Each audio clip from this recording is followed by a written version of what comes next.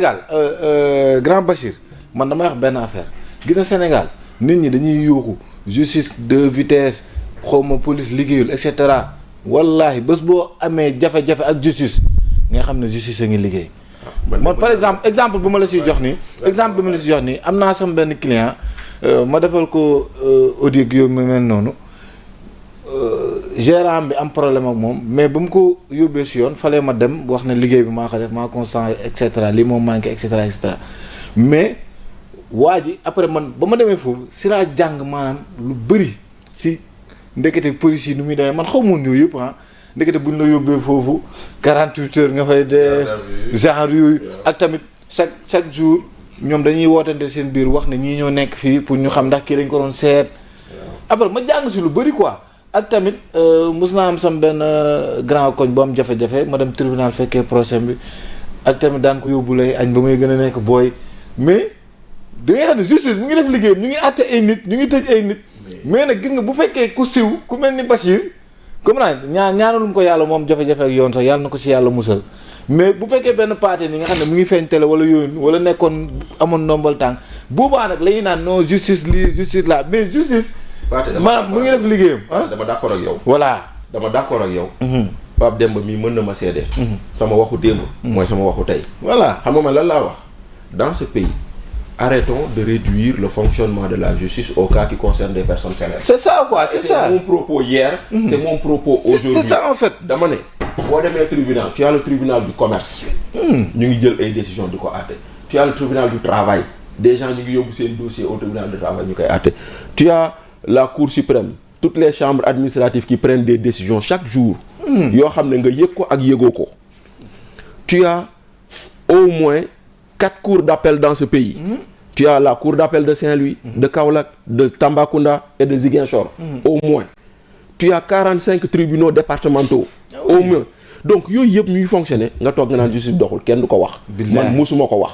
du sama waxu démb du sama waxu tey. musuma si d'accord. kon nag man li may wax dama ne par contre nag le traitement des cas yi nga xam ne mooy tax ñuy toog di débat. traitement des cas yooyu nit am nga loo ci mën a wax. c'est normal mais. voilà mais décision donc justice. voilà maintenant kay commandé. léegi nag maintenant. dans le traitement de ces cas-là da ngay gis ni foofu noonu ngay gis du 2 poids 2 mesures ou du double vitesse jox la ñaari exemple am na ku fi nekk chroniqueur ci kër gi ñu koy toppee diffusion de fausses nouvelles Arouna Niang ñu ngi koy ñaanal mu génn ak jàmm amiin dañ ko yóbbu flagrant délit ana Abdou Nguer diffusion de fausses nouvelles instruction yaa ngi dégg génneel cas Azoura nee nañ dafa am feebaru xel indi na ay kayitu dof puus nañ ko jëlal Kayre outrage aux bonnes mœurs xaw ma propos de nature xaw ma lan aux bonnes mœurs moom lañ koy toppee le même délit lañ ñuy toppee Assane Diouf Assane Diouf est en instruction lui il doit être jugé et voilà des situations yoo xam ne tu t'interroges comment se fait-il que pour les mêmes délits on puisse amener une personne en instruction et une autre en flagrant délit.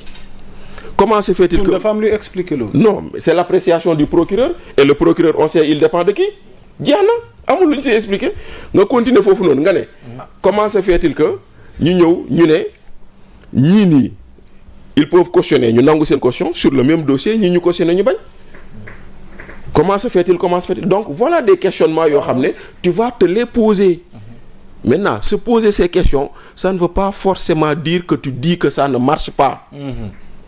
Est-ce que tu comprends? Moi, je dis toujours que je fais confiance aux juges de ce pays. Je fais confiance à notre justice. Elle marche, mais il y a des choses yoo xam ne dañ ko war a dindi d'autant plus que da ngay dellu nga ubbi programme Diomaye président la fa dul woon dox ñoo ko bind diggée ni dañ koy dindi woote fi de la justice sénégalais yëpp wuyu leen il y a 1 an. Nous sommes encore là et amul aucun début de solution sur ça. C'est bu boobaa nag. loolu moo tax quand tu veux me parler de matrice Eisenhower bu boobaa dama naan quel est vraiment l'ordre de priorité mes amis ndaxte lan mooy seen ordre de priorité finalement bu fekkente ne ñoom dañoo woote assise de la justice kon dañoo jàpp ni justice priorité la ñu ñëw woote ko priorité fondamentale woote ci ndaje indi ay recommandations teg président de la république dem conseil des ministres mu ne seen recommandation yi bëgg naa ministre bu si nekk lu en ce qui le concerne nga tegal ma calendrier de mise en œuvre conseil des ministres du 10 juillet 2024 ba fu may wax ak yow nii mu ñëw toog jàkkaarloog journaliste yi mu ne lii war a doon loi dinañ ko yóbbu loi mais amaguñu majorité am neen majorité gisuñu dara donc voilà les questions. mais Bachir ba ñu amee majorité yaa. novembre ba tey mois de mai 6 mois. novembre ba 6 mois. grand quand même nag. xam nga foofu man li ma siy wax sujet boobu man d'accord naa et dama koy wax fépp gis nga décision de justice bu taxawee population bi nit ku nekk am nga droit joxe sa appréciation. loolu c'est normal. mais foog pour man ñu respecter.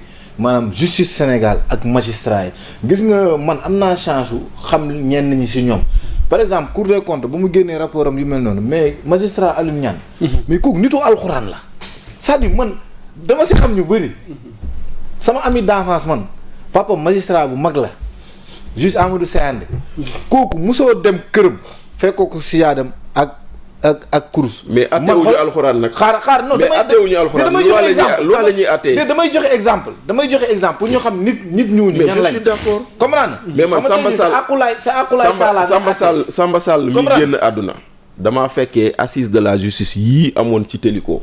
ñu naan pourquoi juge d'instruction yi di tëj nit ñi mooy leen vous ne voulez pas ça changer la loi moi je ne fais que appliquer la loi si la loi me demande de mettre quelqu'un sous mandat de dépôt je le mets sous mandat de dépôt. et il a raison on ne peut pas le lui reprocher. xool yaa Moussa sujet boobu li ma koy tëjee. dama koy tëjee ci waxu Blaise Pascal bi nee na une justice sans force est impuissante mais aussi une force sans justice est tyrannique. C'est-à-dire ce qui est juste doit être fort mais aussi ce qui est fort doit être juste maanaam nit na joxe appréciation avec respect comme ni ko grand bi di defee indee argument wax li mais pas di xalab suñu justice wala yu mel noonu suñuy institution te balaa ngay gën a xam ne cuun justice mi ngi dox yàlla nañ ci yàlla musal amal problème ak justice nga xool. ok voilà. Bachir on va vers un dialogue sur le système politique dégg nañ terme de référence bi particularité gi nga xamante ni moom la dialogue bi nar a am diggante le 28 mai ba le 5 juin ñu jaarale ko ci loxo docteur Cheikh Gueye bu CUDIS. Déjà am na ñoo xam ne commencé nañ opposé wu jàpp ni ñoom vraiment amuñu lu ñuy def ca dialogue ba noo jàngatee dialogue gi ñu jëm pertinence am ak it xëy na liñ ci war a xaarandi comme retombée ci doxinu réew mi. Quand les pacifiens refusaient d'aller dialoguer je les incitais à aller au dialogue parce que Sénégal réewum dialogue la dama naan Sénégal nous sommes le pays où on dit réeroo amul ñàkk waxtaan moo am. Donc tout finit autour d'une table. Même les guerres les plus terribles ont fini autour d'une table. Que ça soit la guerre mondiale, la guerre des 30 ans, la guerre des 100 ans. L'histoire est jalonnée de guerres yoo xam ne voilà dañoo toog waxtaane ko trouver accord. Donc moi les dialogues les discussions c'est dans notre ADN. boo demee sax dañuy toog fii lan la Carrefour penc la fu ñuy waxtaane kon nag boo demee ci bopp koñ bi am na fa benn place boo xam ne grand yi fa la ñuy toog naan ataaya waxtaan.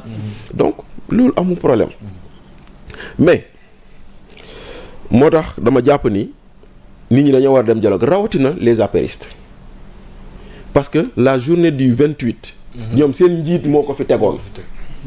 kon ñoom bu fekkente ne am na ko war a jëmmal journée boobu noonu ñoom la. mais par contre moi je ne vois pas d'utilité à aller dialoguer sur notre système politique. C'est la raison de ma chronique d'aujourd'hui tuddee ko la chronique copier-coller dialogue copier-coller laa ko tuddee xam nga lu tax benn sunu système politique c'est comme sur notre justice tout à l'heure je ne dis pas que tout est mauvais. Notre système politique il est bon même s'il y a des choses à améliorer. À réformer nañ dégg loolu nañ nangu loolu. Nous sommes un pays qui a produit 3 alternances. Nous sommes un pays où un débat sur la fiabilité d'un fichier électoral jeex na fi.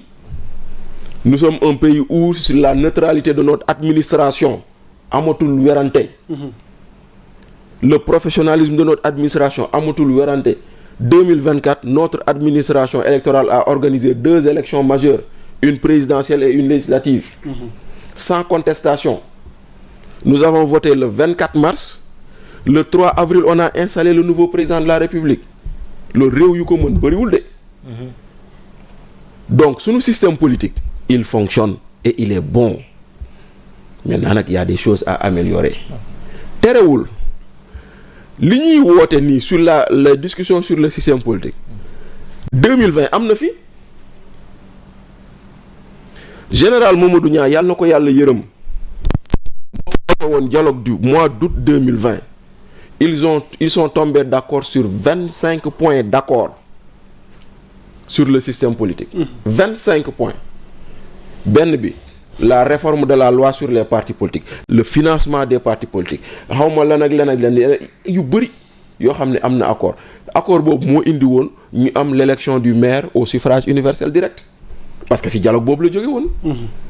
parce que dañ doon jàpp ni ñun ñi bu ñu defee benn liste combaan jiite liste bi ñu dem ba si biir ñun ñu war combaan tànn keneen maire c'était pas honnête mais dialogue moo indi woon loolu ak yeneen donc aujourd'hui